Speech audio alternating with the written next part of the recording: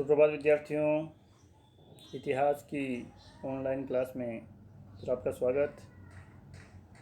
आज का हमारा जो ऑनलाइन वीडियो है वो नेपोलियन बोनापार्ट के सम्राट के रूप में उपलब्धियों के संबंध में है, सम्राट के रूप में उसके कार्यों के संबंध में है।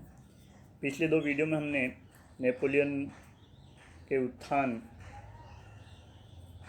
में सहायक परिस्थितियों एवं नेपोलियन के फ्रांस के कौंसल के रूप में किए गए कार्यों के बारे में पिछले दो वीडियो में हमने अध्ययन किया था। आज का वीडियो सम्राट के रूप में नेपोलियन बोनापार्ट के द्वारा किए गए कार्यों या उसकी उपलब्धियों से संबंधित है। मिस्र अभियान से लौटकर 1799 ईस्वी में नेपोलियन ने फ्रांस का शासन चलाने वाले 3 कौंसलों में प्रधान कौंसल का पद धारण किया था और इसके साथ ही उसने शासन सत्ता को अपने हाथों में केंद्रित करना शुरू कर दिया था। 1802 ईस्वी में सीनेट ने उसे आजीवन फ्रांस का कौंसल नियुक्त कर दिया और 1804 में सीनेट ने उसे फ्रांस का सम्राट घोषित कर दिया। 2 दिसंबर 1804 को नोत्र दोमे के चर्च में पेरिस में नेपोलियन का राज्याभिषेक हुआ। इस अवसर पर नेपोलियन ने पोप पायस सप्तम के हाथों से राजमुकुट लेकर के यह कहते हुए स्वयं पहन लिया कि मैंने फ्रांस का राजमुकुट धूल में पड़ा पाया, जिसे अपनी तलवार की नोक पर मैंने प्राप्त किया, तो इसे पहनाने का श्रेय दूसरे को क्यों दूं। पोप के हाथों से उसने स्वयं मुकुट पहना था। यह उसकी महत्वाकांक्षा को दर्शाता है कि उसे पहनाने का नाम मात्र का श्रेय भी पोप को नहीं देना चाहता था। तो 2 चीज़ें हमें ध्यान में रखने की है इसमें कि फ्रांस के सम्राट के रूप में नेपोलियन का अभिषेक जो है वो 2 दिसंबर 1804 को नोत्र दोमे के चर्च में हुआ। और दूसरी चीज़, उस समय पोप जो है पायस सप्तम था। तो नेपोलियन के इस ऑनलाइन वीडियो में हम उसके द्वारा यूरोप में प्रभुता स्थापित करने के लिए किए गए प्रयास और उसकी महाद्वीपीय नीति दोनों का अध्ययन हम आज के इस ऑनलाइन वीडियो में करेंगे। तो नेपोलियन ने कौंसल के रूप में ही यूरोप के महत्वपूर्ण राष्ट्रों को उसे मान्यता देने और फ्रांस की शक्ति बढ़ाने का उसने प्रयास किया था। 1802 में इंग्लैंड के साथ आमीन्स की संधि के साथ ही दोनों राष्ट्रों के मध्य शांति स्थापित हुई थी, मगर एक अल्प समय 14 महीने के बाद ही इंग्लैंड ने नेपोलियन की सत्ता को चुनौती देते हुए उससे हॉलैंड तथा स्विट्ज़रलैंड खाली करने, माल्टा पर 10 वर्ष के लिए अंग्रेजी अधिकार बनाए रखने, जबकि आमीन्स की संधि के द्वारा उसने माल्टा फ्रांस को सौंप दिया था, बनाए रखने तथा सार्डिनिया के राजा को पीडमोंट के बदले क्षतिपूर्ति राशि देने की मांग रखी। इंग्लैंड इस चीज़ को अच्छी तरह जानता था कि नेपोलियन इन बातों को नहीं मानेगा और नेपोलियन ने इन मांगों को मानने से इनकार कर दिया। परिणाम स्वरूप 18 मई 1803 को इंग्लैंड ने फ्रांस के विरुद्ध युद्ध की घोषणा कर दी। फ्रांस नेपोलियन के नेतृत्व में युद्ध के लिए तैयार था और नेपोलियन ने इंग्लैंड के व्यापार को नुकसान पहुंचाने के लिए हनोवर पर अधिकार कर लिया और जर्मनी के जो बंदरगाह थे वो अंग्रेजी माल लाने ले जाने के लिए बंद कर दिए। इसी मध्य 1804 में इंग्लैंड ने ऑस्ट्रिया, रूस और स्वीडन को मिलाकर के फ्रांस के विरुद्ध एक गुट का निर्माण कर लिया, जिसे तीसरा गुट कहा जाता है। पहला गुट क्रांतिकाल में 1791-92 में बनाया गया था। दूसरा गुट नेपोलियन के मिस्र में होने के समय 1799 में इंग्लैंड ने बनाया था और तीसरा गुट अभी 1804 में पुनः इंग्लैंड ने फ्रांस को परास्त करने के लिए बनाया था। वास्तव में ये इन दोनों का एक साम्राज्यवादी और औपनिवेशिक युद्ध था जो यूरोप में अपनी सर्वश्रेष्ठ शक्ति को बनाए रखने के लिए एक प्रकार से प्रयत्नशील थे। और दोनों ही राष्ट्र यूरोप में अपनी सर्वश्रेष्ठता स्थापित करना चाहते थे।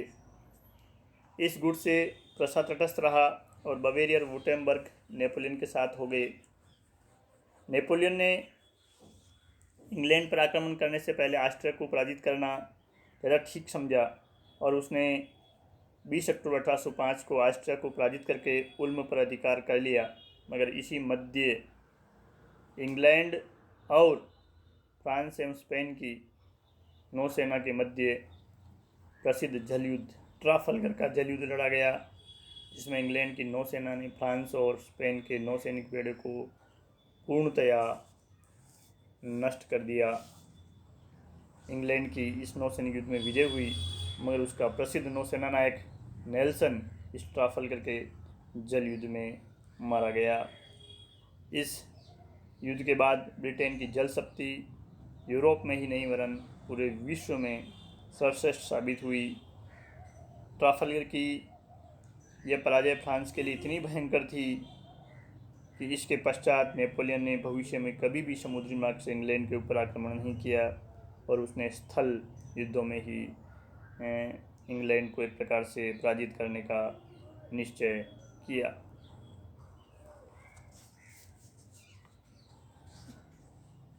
दो दिसंबर 1805 को नेपोलियन ने रूस और ऑस्ट्रिया की संयुक्त सेना को ऑस्टरलिट्ज के युद्ध में पराजित किया। ऑस्ट्रिया को विवश होकर के नेपोलियन के साथ प्रेसबुर्ग की संधि 26 दिसंबर 1805 ईस्वी को करनी पड़ी। इस संधि के द्वारा उसने फ्रांस को वेनेशिया और डालमेशिया तथा बवेरिया को टिरोल और बेडेन तथा वुटेमबर्ग को भी कुछ क्षेत्र देने पड़े। प्रेसबुर्ग की संधि के द्वारा नेपोलियन किंग मेकर राजाओं का निर्माता बन गया और इस संधि के द्वारा जर्मनी का पुनर्निर्माण हुआ। नेपोलियन ने जर्मनी के छोटे छोटे राज्यों को समाप्त करके राइन राज्य संघ का निर्माण किया, जिसमें बवेरिया, वुटेमबर्ग और जर्मनी के 14 अन्य राज्य सम्मिलित थे। इस नए राइन राज्य संघ ने अपनी भक्ति नेपोलियन के प्रति व्यक्त की और नेपोलियन को अपना संरक्षक माना। इसके बाद 6 अगस्त 1806 को नेपोलियन ने पवित्र रोमन साम्राज्य का भी अंत कर दिया और ऑस्ट्रियन सम्राट फ्रांसिस को पवित्र रोमन सम्राट की उपाधि त्यागने के लिए बाध्य कर दिया। 14 अक्टूबर 1806 को नेपोलियन ने जेना और आवर्स्टेड के युद्धों में प्रसा को परास्त किया और हॉलैंड के एक भाग पर वारसा की डच्ची नाम से एक नवीन राज्य की स्थापना करके अपने मित्र सैक्सनी को इसका अध्यक्ष उसने बनाया। प्रसा की सैनिक संख्या कम कर दी गई और जब तक प्रसा फ्रांस को क्षतिपूर्ति की राशि नहीं चुकाता तब तक फ्रांस की सेनाएं प्रसा में बनी रहने का निश्चय किया गया और इस युद्ध में पराजय से प्रसा की जो विख्यात सैनिक परंपरा थी एक प्रकार से उसे काफ़ी धक्का लगा। इसके बाद रूस की चुनौती नेपोलियन के सामने प्रमुख रूप से थी। उसने ईलो के युद्ध में रूस को भयंकर नुकसान पहुंचाया। हजारों की संख्या में सैनिक मारे गए मगर युद्ध का कोई निर्णायक परिणाम नहीं निकला। इसके बाद 14 जून 1807 को फ्रीडलैंड के युद्ध में नेपोलियन रूस को परास्त करके अपना शरणागत बनाने में सफल रहा और उसे टिलसिट की संधि पर हस्ताक्षर करवा लिए। 8 जुलाई 1807 ईस्वी को टिलसिट की संधि नेपोलियन के उत्कर्ष की चरम सीमा मानी जाती है। नेपोलियन ने कूटनीति का प्रयोग करते हुए रूस को अपना मित्र बना लिया। रूस ने हॉलैंड, जर्मनी तथा इटली में नेपोलियन द्वारा किए गए परिवर्तनों को मान लिया तथा प्रसा के विघटन को भी उसने स्वीकार कर लिया। उसने इंग्लैंड के साथ व्यापार नहीं करने का वादा भी किया। इस समय नेपोलियन अपनी शक्ति की पराकाष्ठा पर था। यूरोप का सबसे बड़ा देश रूस नेपोलियन का शरणागत हो गया था। यह 1810 ईस्वी में यूरोप की क्या स्थिति थी उसका मानचित्र मैंने इंसर्ट किया है।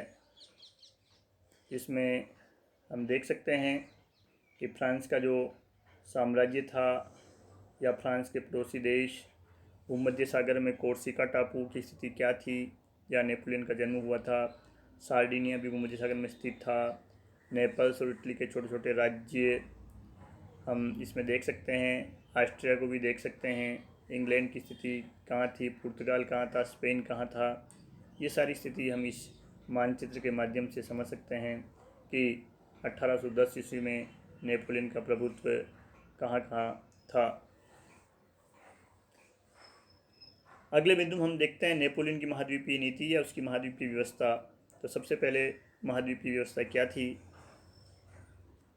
टिलसिट की संधि के बाद केवल इंग्लैंड ही एक ऐसा राष्ट्र था जिसे नेपोलियन परास्त नहीं कर सका। इंग्लैंड चारों ओर से समुद्र से घिरा हुआ था। रूस का जो नौसैनिक बेड़ा था वो यूरोप में ही नहीं विश्व में सर्वश्रेष्ठ था। और नेपोलियन 2 बार नील के युद्ध और ट्राफल्गर के युद्ध में नौसेना के द्वारा हार चुका था, या जल युद्ध में इंग्लैंड से हार चुका था। और नेपोलियन ये भी जानता था कि प्रत्यक्ष रूप से इंग्लैंड को परास्त करना आसान नहीं है, इसलिए उसने अप्रत्यक्ष रूप से इंग्लैंड को पराजित करने का निश्चय किया। वह जानता था कि इंग्लैंड का जो जीवन है वो उसके व्यापार वाणिज्य पर निर्भर है। यदि उसके व्यापार वाणिज्य को नुकसान पहुंचाया जाए तो इंग्लैंड हार मान सकता है। तो नेपोलियन ने इंग्लैंड की आर्थिक व्यवस्था को ठप करने के उद्देश्य से जिस योजना का अवलंबन किया उसे उसकी महाद्वीपीय प्रणाली या महाद्वीपीय व्यवस्था कहा जाता है। इस व्यवस्था के द्वारा नेपोलियन ने यूरोप के देशों को इंग्लैंड का आर्थिक बहिष्कार करने को विवश किया ताकि इंग्लैंड उसके समक्ष घुटने टेकने के लिए विवश हो जाए। 21 नवंबर 1806 को नेपोलियन ने बर्लिन से एक आदेश जारी करके ब्रिटिश द्वीप समूह के खिलाफ आर्थिक नाकेबंदी की घोषणा की तथा इंग्लैंड और उसके सभी उपनिवेशों के साथ यूरोप के देशों के व्यापार को निषिद्ध कर दिया। इंग्लैंड के जहाज़ों के लिए यूरोप के सभी बंदरगाह बंद कर लिए गए और यदि कोई जहाज़ इस आदेश का उल्लंघन करता है तो माल सहित उस जहाज़ को जब्त कर लेने का आदेश दिया गया। इसके बाद 2 जनवरी 1807 को नेपोलियन ने वारसा से आदेश जारी करके प्रसा तथा हैनोवर के समुद्र तटों पर भी अंग्रेजी व्यापार के विरुद्ध प्रतिबंध लगा दिया। नेपोलियन के इन कदमों के जवाब में इंग्लैंड ने जनवरी 1807 में ऑर्डर्स इन काउंसिल नामक अध्यादेश जारी किए, जिसके अनुसार फ्रांस या उसके मित्र राष्ट्रों का कोई भी जहाज़ यदि इंग्लैंड के प्रभाव क्षेत्र में आता है तो उन जहाज़ों को जब्त कर लिया जाएगा। हॉलैंड रोज ने इस संबंध में लिखा है कि नेपोलियन की नाकेबंदी की बात तो केवल धमकी थी, मगर इस धमकी के जवाब में ब्रिटेन ने उपनिवेशों का माल नेपोलियन के राज्यों और उसके मित्र राज्यों में प्रविष्ट होने से रोक दिया। इंग्लैंड की इस घोषणा के जवाब में कुछ समय बाद ही नेपोलियन ने 17 दिसंबर 1807 को मिलान से एक आज्ञापत्र जारी किया, जिसके अनुसार कोई भी जहाज वह चाहे किसी भी देश का हो, यदि वह अंग्रेजी बंदरगाह से होकर आता है तो उसे पकड़कर उसका माल जब्त कर लिया जाएगा। इस प्रकार इंग्लैंड और फ्रांस ने एक दूसरे के व्यापार को नुकसान पहुंचाने के लिए प्रतिबंधात्मक आदेश जारी किए, नीतियां जारी की। वास्तव में नेपोलियन का जो महाद्वीपीय नीति थी वो उसकी कूटनीतिक कुशलता और अद्भुत सूझबूझ का परिणाम थी और इसका उद्देश्य इंग्लैंड के व्यापारिक प्रभुत्व को समाप्त करके फ्रांस को आर्थिक गतिविधियों का केंद्र बनाना था। लेकिन नेपोलियन की व्यवस्था काफ़ी घातक सिद्ध हुई और इस नीति के कारण उसे यूरोप के साथ आक्रामक युद्धों में उलझना पड़ा। स्वयं उसके लिए भी ये नीति आत्मघाती सिद्ध हुई और अंत में नेपोलियन ने अपने मित्रों को नाराज़ कर दिया, पोप को भी नाराज़ कर दिया। स्पेन, पुर्तगाल, रूस सारे देश उसके विरोधी हो गए और नेपोलियन के पतन में इन सब लोगों ने मिलकर के, इन सब देशों ने मिलकर के उसके विरुद्ध एक गुट का निर्माण किया और नेपोलियन को परास्त किया। हम देखते हैं नेपोलियन की महाद्वीपीय नीति क्यों असफल रही। एक तो नेपोलियन ने केवल यूरोप के देशों के साथ ही उसके व्यापार पर प्रतिबंध लगाया था। इंग्लैंड के पास एक विशाल औपनिवेशिक साम्राज्य था जिससे उसके व्यापार पर कोई ज़्यादा प्रतिकूल प्रभाव नहीं पड़ा। उसे कच्चे माल की प्राप्ति और तैयार माल को बेचने में कोई ज़्यादा असुविधा नहीं हुई, जबकि इंग्लैंड द्वारा फ्रांस और उसके मित्र देशों के साथ प्रतिबंधात्मक व्यापार नीतियां लागू करने से इन देशों में आवश्यक चीज़ों और वस्तुओं की कमी हुई, जिससे वे लोग नेपोलियन के विरोधी हो गए। फ्रांस का मध्यम वर्ग भी नेपोलियन का विरोधी हो गया। अपने आदेशों को लागू करने के लिए नेपोलियन के पास एक शक्तिशाली नौसैनिक बेड़े का अभाव था, जबकि इंग्लैंड के पास अपने आदेशों को लागू करने के लिए विशाल और शक्तिशाली नौसैनिक बेड़ा था।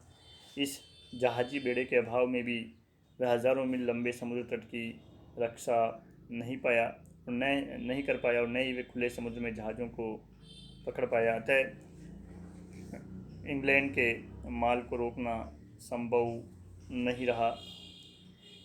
दूसरी, नेपोलियन या फ्रांस के जो भ्रष्ट अधिकारी थे वो पैसे लेकर के तस्कर व्यापार को बढ़ावा देते थे और इंग्लैंड से चोरी छिपे वस्तुओं को मंगवा करके वितरित करवाते थे और फ्रांस से भी चोरी छिपे वस्तुएं इंग्लैंड और उसके मित्र देशों को बेचते थे। तो इस अवैध व्यापार ने भी नेपोलियन की योजना को पलीता लगाने में महत्वपूर्ण योगदान दिया।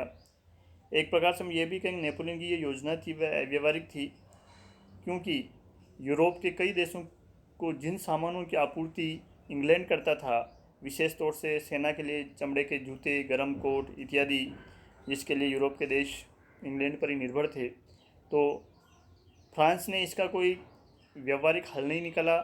फ्रांस यदि इन चीज़ों की आपूर्ति फ्रांस में करता और अन्य देशों को इसकी आपूर्ति करता तो हो सकता है ये योजना असफल हो जाती, मगर इसका विकल्प नहीं खोजा गया और इस पर रोक लगाने से एक प्रकार से नेपोलियन के जो मित्र राष्ट्र थे, जो शक्ति के बल पर उसका साथ दे रहे थे, वो उसके विरोधी हो गए।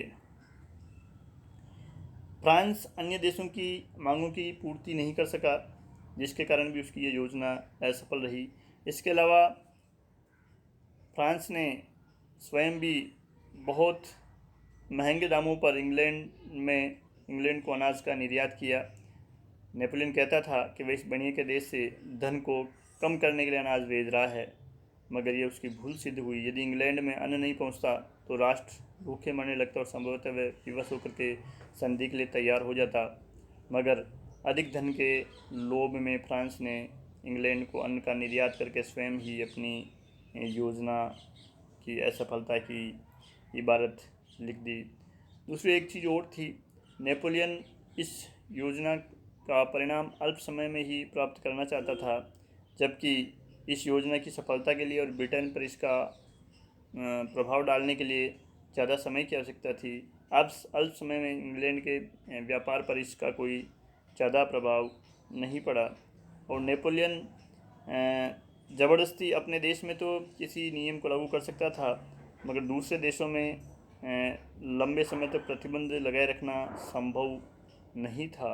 अतः इस महाद्वीपीय व्यवस्था ने प्रसा, रूस और स्पेन को और पोप के राज्य को भी नेपोलियन का विरोधी बना दिया। इसके साथ ही फ्रांस का जो मध्यम वर्ग था वह भी नेपोलियन का विरोधी हो गया था। निष्कर्ष में हम ये कहें कि नेपोलियन की यह महाद्वीपीय नीति असफल रही और अंत में उसके पतन का कारण भी बनी। जय हिंद।